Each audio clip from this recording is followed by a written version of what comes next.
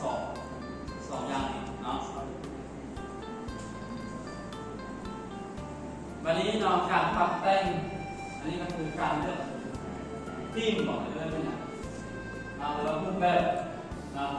อันนี้ก็คือแล้วได้ความหมายเนาะหรือรูปแบบการแสดงผลของนางเอกของการท่านจะสร้างว่ามันแบบไหนสีใดโทนต้องเป็นสีไหนเนาะโทนสีก็สำคัญในการสร้างเกี่ยวกับโทนสีกับครอบครัวและเมนูมันต้องกลมกลืนกันเนาะต่อไปนะครับ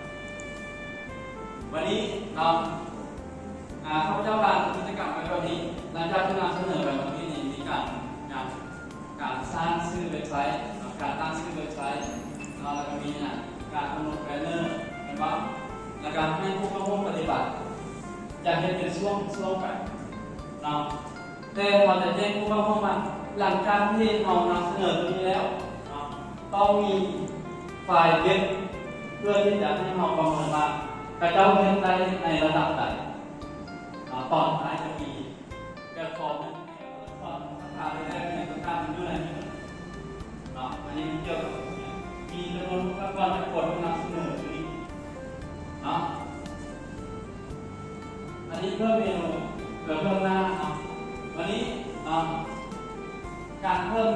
ซับเมนูเมื่อกี้นี้เรามีการเพิ่มหน้าหลักแล้วยังมีซับเมนูอีกอาจารย์มันมีความแตกต่างกันไหมมีความแตกต่างบอลลูนกับต่างอาจารย์หม่อมที่ฝ่ายจะบอกว่าต่างกันอะไรตามความเข้าใจคือตัวเพจย่อยเนาะก็คือเวลาเราแตกตัวที่เป็นเมนูแล้วเนาะมันจะมีตัวนี้ย่อยลงมายกตัวอย่างว่าวิชาหรือว่าบทเรียนที่เราเอาไปนั้นอยู่ในบทเรียนนั้นมีวิชาใดๆหรือว่ามันจะมียกตัวอย่างเนาะวิชาภาษาอังกฤษ1 2 3 4มันจะอยู่ในหมวดภาษาอังกฤษ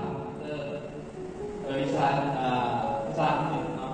เอาไปใช้ภาษาอังกฤษ1 2 3การเรียนได้การออกแบบอันนี้ก็คือถ้าเราจะเพิ่มศัพท์ในเวลาตั้งที่กว่าเจอกันอะไรเนาะแล้วเดี๋ยวถามก่อนนะเพราะว่าที่ต้องเข้าใจกันเนาะมันมีเมนูหลักก็คือบอกถึงว่าถ้าเมนูหลักนั้นบวกข้อต่างๆที่มีอยู่ในแล้วก็บวกใช้เมนูน้อยเนาะ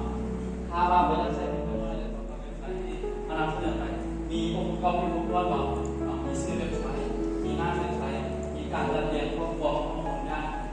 ชัดเจนนะมีการใช้คอมพิวเตอร์อย่างมันจะควรเป็นลงแบบบ่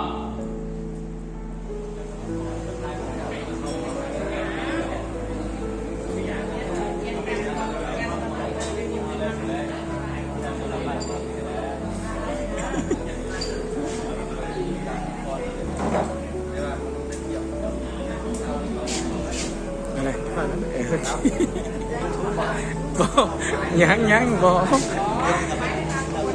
โอเคไม่ชั่วโมงใช่ป่ะมันย้อนแสงจิบ่เนาะ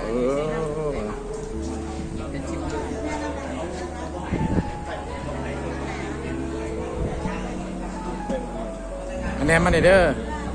โอเคปัจจัยรักนี่ฉันบ่ได้บ่ได้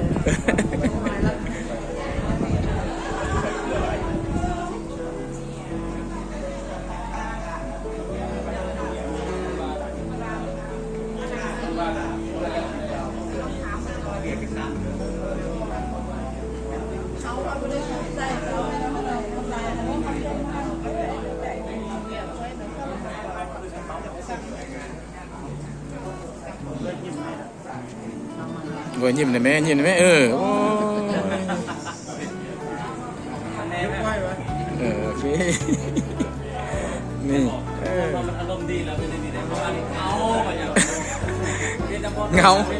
เมื่อวานนี่เงาแล้วมันข้างเฮ้ยเนาะว่า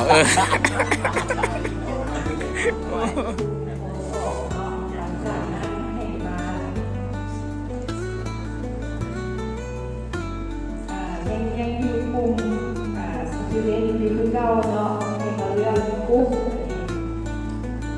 เรื่องของอีแล้วก็นี่เวลาการเรียนของเขาแล้วก็แสดงเยอะเนาะแล้วต่อมาเรียนของเขาที่ฝากของเรียนเนาะอันนี้ค่ะอยู่สั้นปริญญาตรีนี้อยากเป็นอาจารย์อยู่บมนี่ของเรียนเสก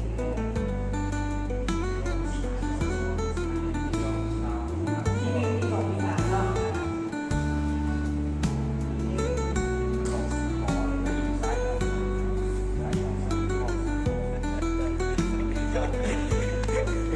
Bisa mengkormel ini. Kalau form lo ini, belum lo kesukaan. Jangan form usaha sanด้วย แต่หนังบทเพลงบทนี้